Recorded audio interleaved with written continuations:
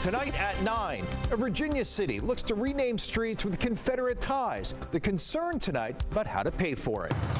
More than a dozen robberies on the same D.C. trail. Tonight, police are a big step closer to closing the case.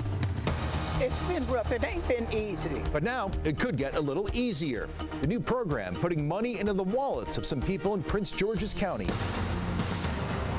You're watching the station covering all of the DMV. This is DC News Now. Hi, everybody. Thanks for joining us for DC News Now at 9 o'clock. I'm Chris Flanagan. And I'm Susan Tran in for Thasmin Mahfouz. New tonight, more than a dozen different cases now much closer to being closed. DC police say they have a suspect in custody connected to a whole string of robberies. Yeah, for months, investigators, someone has been terrorizing people along the Metropolitan branch trail in Northeast DC. Our reporter Mariel Carbone live for us there tonight on the MBT. And police say that these two suspects were targeting people for a very specific reason, Mariel? Yeah, Susan. Police say that 18-year-old Jalik Wiseman and that other remaining suspect were looking for these Apple iPhones. Now, Wiseman has been charged with 18 separate robberies. And while that number sounds alarming to people we spoke to on the trail here today, they also say for the most part, they feel safe here. Even as the sun goes down, the Metropolitan branch trail is filled with runners, cyclists, and people walking their dogs. And it feels safe to me. Nick Havey and his dog are out here 3 to 4 times a day at all different hours. He says he rarely feels worried. There have been a few times where I felt like I would like to move further away from a person, or all of a sudden I realize we're alone, but that's few and far between. The trail, which runs through Ward 5, is lined with lights and security cameras, giving Kafi Umar the confidence to walk at night. I've never seen anybody being attacked. Still, crime does happen. According to police data for the area, violent crime is up. Earlier this week, 3 people were shot on the pedestrian bridge that connects the Rhode Island Metro line to the trail. And today, police announced the arrest of Jalik Wiseman for 18 armed and unarmed robberies along the trail. I'm very shocked that somebody has been able to commit 18 crimes here. Any city, no matter where you live, at nighttime when you're isolated, you can become a target. Police say they are patrolling the trail to keep up visibility. During the day, I think it seems fairly safe to me. Cyclist Chris Hayes says he does take safety precautions, avoiding the trail at night, but he's happy to hear police are paying attention. Because it's a pedestrian path, I understand it's hard to keep it safe. It depends on pedestrian and bike traffic to keep it safe. When it's empty, it's not safe. And that man you just heard from there, Chris Hayes, he says he's noticed the trail feeling busier and safer more recently, and that is because more development has come online in this area. Behind us, you have the apartments, the Chase here, Bryant Street Market, restaurants, a gym, a nail salon. So that means there's more people out here with more eyes on the trail. Reporting live in Northeast tonight, I'm Mariel Carbone, DC News Now. Mariel, thank you so much. In Prince George's County right now, police are searching for a person who shot a woman at a shopping center. It happened this afternoon at the shops at Iverson. This is in Hillcrest Heights. Police say the victim is recovering in the hospital, but so far investigators are still searching for the shooter. Oh, meanwhile, the battle over the new FBI headquarters takes another twist. The Inspector General of the General Services Administration is now investigating how that new site was chosen. Earlier this month, FBI Director Christopher Wray raised concerns about a possible conflict of interest. Wray alleged a senior GSA executive picked Greenbelt, Maryland over Virginia because the property was owned by WMATA, where that executive previously worked.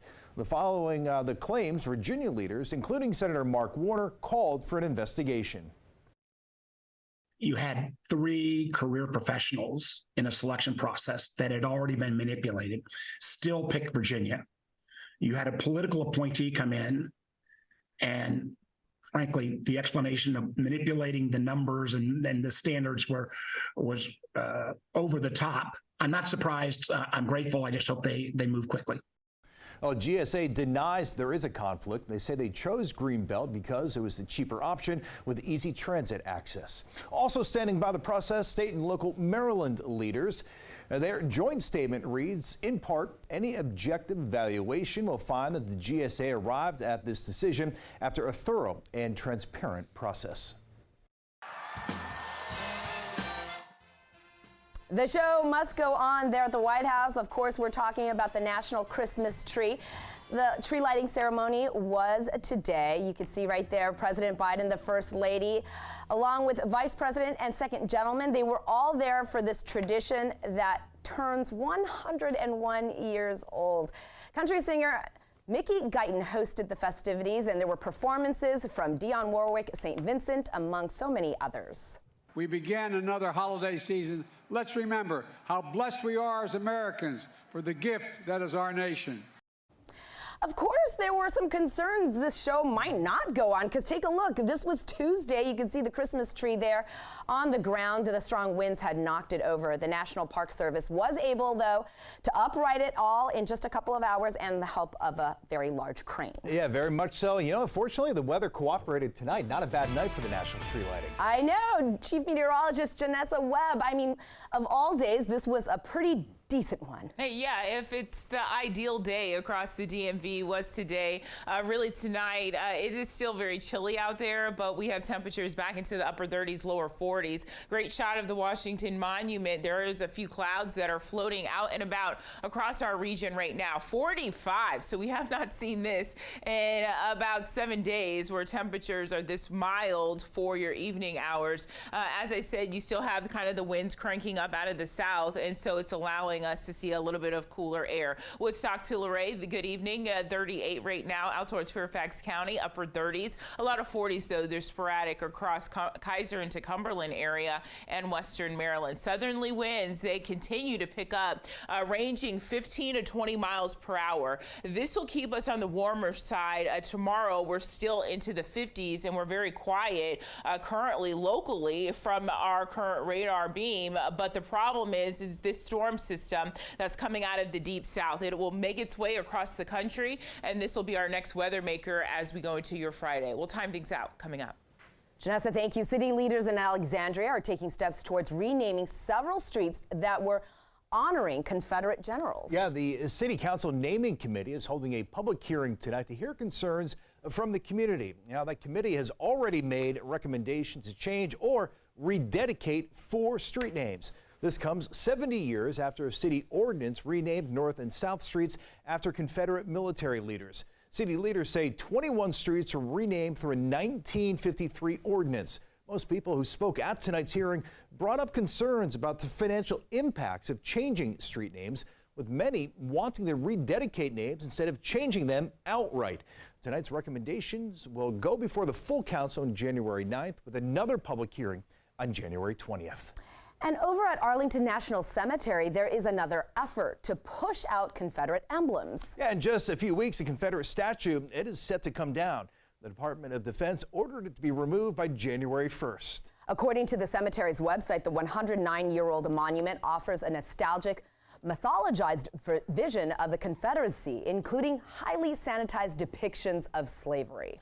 Yeah, this would be the first ever war memorial to be removed from Arlington National Cemetery. Governor Glenn Youngkin has put out a request to move the monument to the Virginia Military Institute. Now, a spokesperson for Youngkin says the governor wanted the statue to stay put, but does believe moving it is the next best option to, quote, continue to honor the legacy of Moses Ezekiel, a legendary sculptor and graduate of VMI. Ezekiel was a Confederate veteran. In Maryland, the search continues tonight for a man missing from Charles County. Deputies there say Jamel Lee Hung II has not been seen since Saturday. The 25-year-old lives at Indian Head Military Base. 2 days later, on Monday, his car was found submerged in Mount Woman Creek near Slavin's Dock. Lee Hung was not found in the water nor in his car. Anyone with information on his whereabouts should report it to the Charles County Sheriff's Office. New tonight, a memorial service was held at the Washington National Cathedral today to commemorate Matthew Shepard's birthday and mark the 25th anniversary of his death. Matthew was gay, and in 1998, he was just 21 years old, a student there at the University of Wyoming when he was brutally attacked and tied to a fence. Within a week, Matthew died from his injuries, and according to the Matthew Shepard Foundation website, the foundation says that this was one of the most notorious anti-gay hate crimes in American history.